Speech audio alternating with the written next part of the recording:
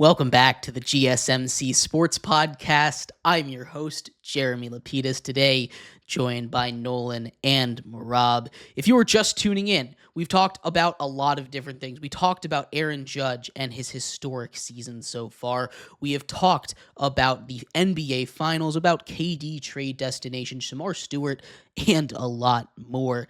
In this segment, we're going to finish off our show talking a little bit about baseball, right? These are a little more than a quarter way through. We're about to hit the dog days of summer. This is when baseball really hits its stride. Right now, we have seen teams that have been incredibly hot, surprisingly so, and teams that have been surprisingly cold. We're going to talk about a couple of those teams, 4 from the AL, 4 from the NL. Starting off with the AL here, we'll actually start off here with the AL East, because there's one team up top and one team up bottom that I thought would be completely switched. So we'll start off with the team that has been incredible, the Blue Jays. 40 wins for the Blue Jays already, second in that division. This is a team this is a team in the Blue Jays that continues to surprise me. They've dealt with their fair share of injuries. They have gone out there and just won baseball games. They extend Vlad Jr. He hasn't really been his best self this season, but they're getting it from a lot of different places so far. Nolan, you buying in on this Blue Jays team, or are they just a team destined to flop like they have so many times in the past? I think this is the team that could be different. Maybe. When you just sign a guy for $500 million, 13 years, 17 years, he's going to play his best baseball. He's not going to, hopefully. And that's what's happening. You're seeing Vlad. He's playing some of the best baseball of his career the months after signing, this multi-million-dollar contract. I think this is a Blue Jay team that really break the hump.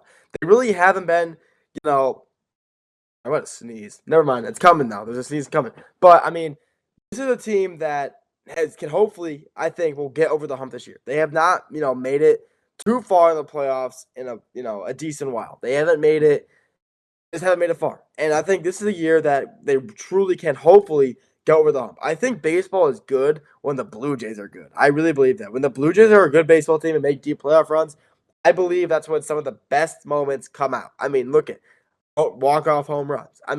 It's just a staple in the Blue Jay community. And I think that this is going to be a year that hopefully the Blue Jays will hopefully get over the mark. Their bullpen's good. It has been better than it has in the past. They're hitting. They've just been an overall better team than they have been in past times. This is a definite year where I can hopefully see them get over the playoff hump, take it out of the wild card, and maybe make a playoff run that can maybe bring some hardware back to the organization. Yeah, they're currently the number one wild card team in the AL right now, which is not a spot that they expected them to be. I thought they'd be more where the Baltimore Orioles are. The Baltimore Orioles have had a disaster season. They've already fired their manager way early on in this season.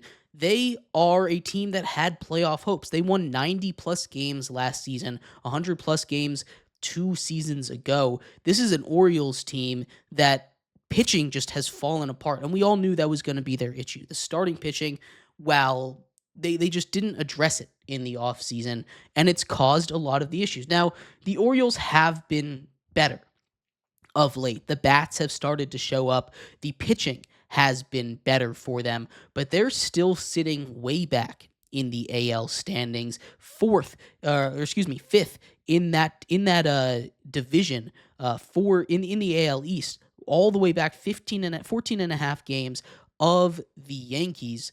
This is an Orioles team that has the talent, undoubtedly, especially offensively, to be a good squad. Mehrob, is this an Orioles team that can turn it around, or are they just done for this year? I I know this is not something that Orioles fans want to hear, especially with their playoff struggles, but I think you just can it for the year. Pack it up. You, unless there's some miraculous way that they can find their way to 500 around August somehow, some way, which I'm not saying is going to happen. I don't see it. They're going to need a crazy win streak here in the month of June or July. They need to piece something together. They've got some momentum going. They've won a few series in a row here, but they need to figure out they need to get their pitching under control. You can get your bats going as much as you want, but unless you can, without strikeouts, without being able to get out of innings, it's not only a momentum killer, it's a game killer, it's a series killer, it's a season killer, and it killed them. It's killed their general manager. It's the reason why he's out of there right now, and it just feels like you said it best, Jeremy. It was an issue that they had in the offseason. It is an issue that showed itself in the playoffs. They let it just walk throughout the offseason unaddressed, and now it's showing up in the regular season like, we didn't know this was going to happen. How do you not know it's going to happen, man? It's just like, it's unfortunate to see with a team like the Orioles that were just in the playoffs last year, won the AL East 2 years ago, one of the better teams in the AL, and especially with how loaded you are offensively, expected more from them. But I think this is the end of the road for the Orioles for this year. Yeah, the Orioles need a run like the Tigers went on last season. They are this team. They're the next team because they have topped out to the hottest start in all of baseball. Better than the Dodgers, better than the Yankees. They are 45-25 right now, the best record in the entirety of the major leagues. This is a team that sold at the deadline last season, found a way into the playoffs, brought their guys back that they sold so they could build this team again, and it has worked beautifully. Nolan, your team here, is this for real? Yes. Obviously, I'm going to say yes. I mean, this is a team that has, potential back-to-back Cy Young winner, Taylor Skubal. You have some guys in the bullpen who can get it done. Jack Flaherty had, it's kind of funny, the story. Comes to Detroit, gets traded to the Dodgers, to the playoffs last year, gets his ring, comes back to Detroit. I mean, he wants to be in Detroit. He had a rough start. He started the season 1-4, and he's just gotten better since. Will Vest, another great player for us. I mean, our bullpen is, has its days. Some questionable days here and there, but overall, this is a bullpen that I can get behind. I can really enjoy. This is the bullpen I haven't seen the Tigers have since 2014. Verlander, Scherzer. I mean, that bullpen was probably one of the best of all time, in my opinion. And this bullpen's nowhere near that, but there's some comparison here or there. And, the hitting. The hitting was the thing that we needed to work. Sorry, not we. The Tigers needed to work on the most last year. Riley Green, he was our all-star. He was our hitter. He was hitting about 280, 290 last year. And you know what? It's not bad. It's not bad. But when he's your best hitter hitting 290 and the next best guy is about 250, I mean, there's got to be some work to be done. And that's what happened. We signed Gleyber Torres, one of the best pickups for any team this offseason. He has done so much. He's a great infielder. You got a smile over there. I don't think you like that take that much. But, I mean, I love him. I love what he's done for us. He's been great at hitting for us. Javier Baez, one of the greatest comebacks that I've ever seen. Comes off of injury. He starts at center field. He's playing center field for us. He plays shortstop. He's playing center field. He's hitting 300 for a little while. It's dropped down now to about 280, 270. But still, I mean, one of the most miraculous comebacks I've seen out of a player in Javier Baez. I'm happy. I love Baez as well. I've always liked Javier Baez. Even with the 2021 and 2023, his stint with the Tigers, he was horrible. He was straight up terrible. And now he's playing great. I love him. I mean, this Tigers team, I got to stop ranting about him. But this is a team that, I love. And I really believe, even though we don't really have too much playoff experience, I think with this team's talent, he can make a deep run. Hopefully, maybe get a pennant. Maybe. From a team that's currently favorited to win the AL pennant to a team that I had taking home the AL pennant at the beginning of the season, the Texas Rangers are the team that I was so high on. I have so much stock in this Rangers team. They have dealt with the bats just being cold, and I'm not ready to sell my stock in this Rangers team yet. You still have a bunch of guys that can show up and win you games that we have seen win games. That pitching staff is showing up for them, which is not really what I expected. Jacob deGrom is back to being Jacob deGrom, which whenever you can get a good Jacob deGrom, you have maybe the best pitcher in baseball right there, right?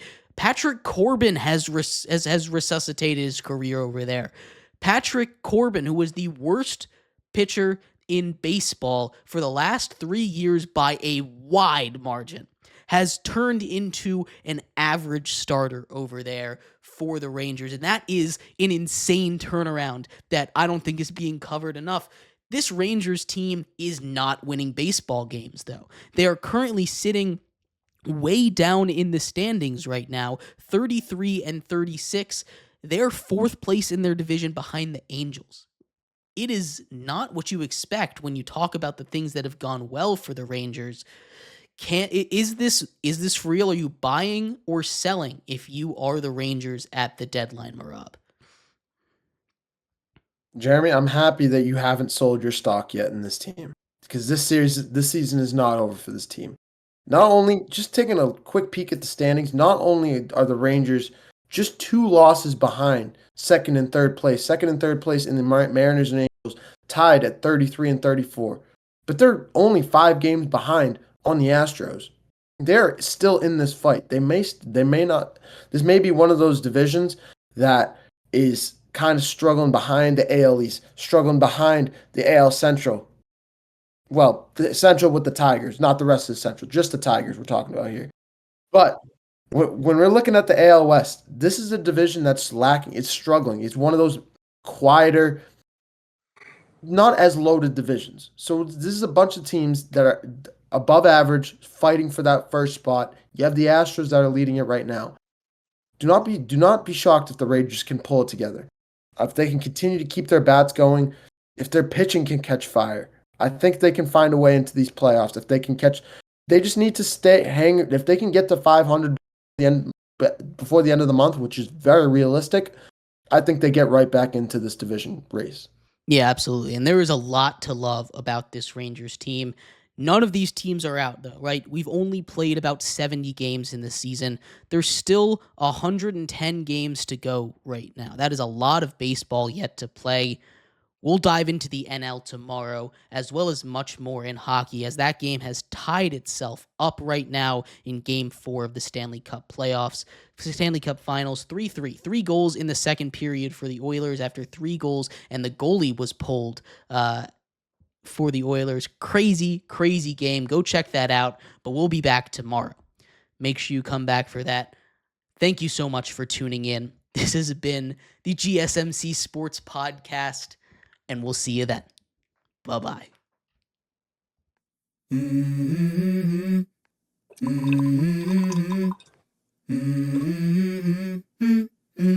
Let's go. I wake up to a little bit of drool on my pillow, feel like it's gonna be a bad day.